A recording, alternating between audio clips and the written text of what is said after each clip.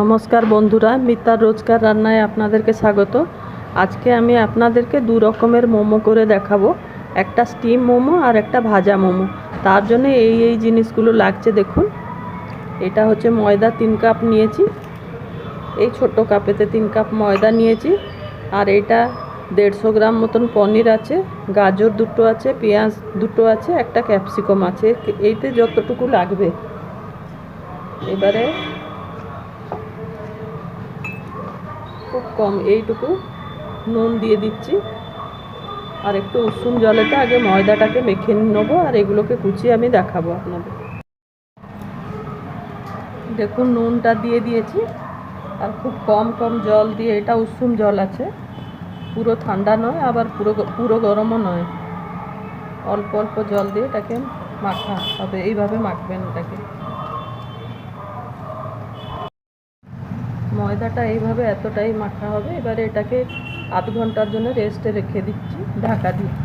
আর এবারে এই পনিরটাকে এইভাবে আপনারা গ্রেট করে দেবেন। বাকি অন্য আনাজগুলো কাটার পরে আমি দেখাবো। পনিরটা এটা গ্রেটারে গ্রেট করে নিয়েছি, আর এটা পেঁয়াজ, ক্যাপসিকাম আর গ্রেটারে গ্রেট করে নিয়েছি গাজর। এবারে চলুন পুরটা কী করে তৈরি করছি দেখাচ্ছি। কড়াইতে তেল গরম হয়ে গেছে, 2-3 চামচ আমি তেল দিয়েছিলাম। এবারে আগে পেঁয়াজটা দিয়ে দিচ্ছি।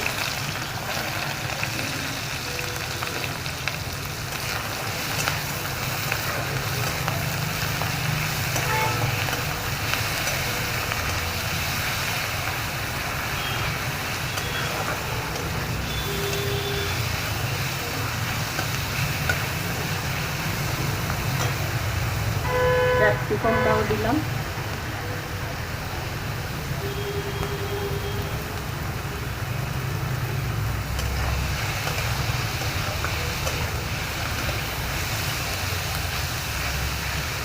গাজর দিয়ে দিচ্ছি।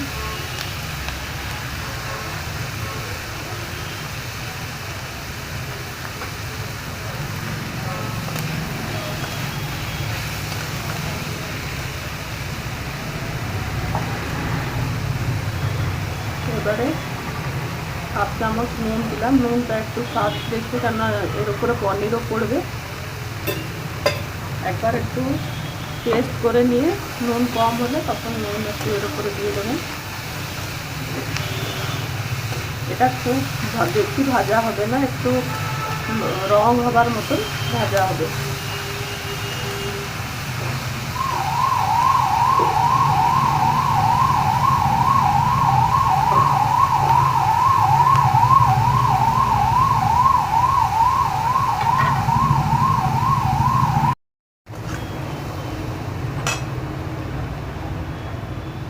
মশলাকে 1/2 চামচ ধনে গুঁড়ো দিলাম,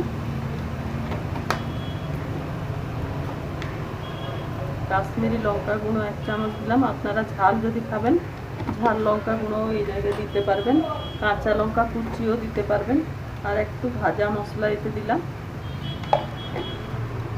ভাজা মশলাতে লঙ্কা গ্রাইন্ড হয়েছে তো, তাই আমি আর আলাদা করে দিলাম না। এটাকে দিয়ে আমি এবারে এই গ্রেটারেতে যে গ্রেট করে রেখেছি ভাজা পনিরটাকে দিয়ে দিচ্ছি।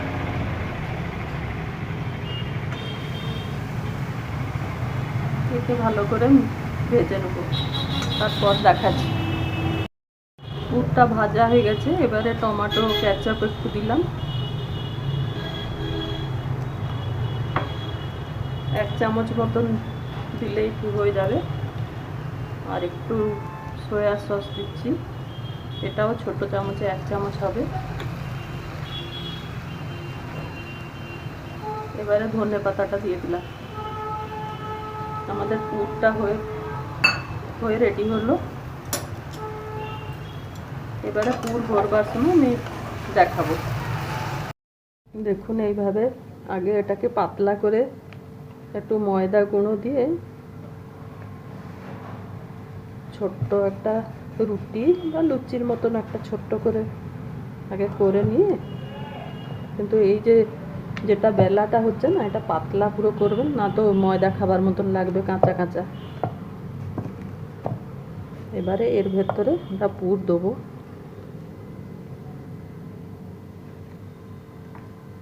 এই পুরটা দিয়ে দিয়ে ওটা হাতে ধরে এইভাবে কুচি কুচি করে নিচ্ছি। আপনারা আপনাদের যেমন ইচ্ছে ডিজাইন করে আপনারা করবেন।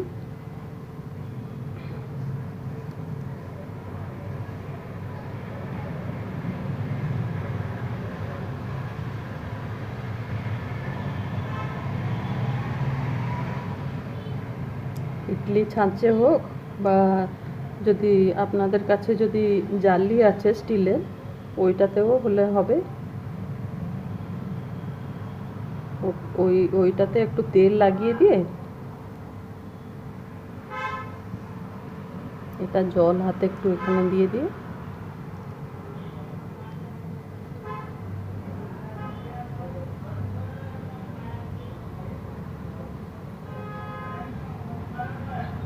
এবারে এইটাকে দুটোকে মিশিয়ে দিয়ে জুড়ে দিলাম।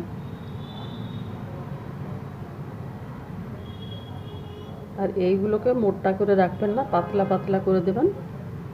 আমরা ওটাকে স্টিমেতে এটাকে সেদ্ধ করছি।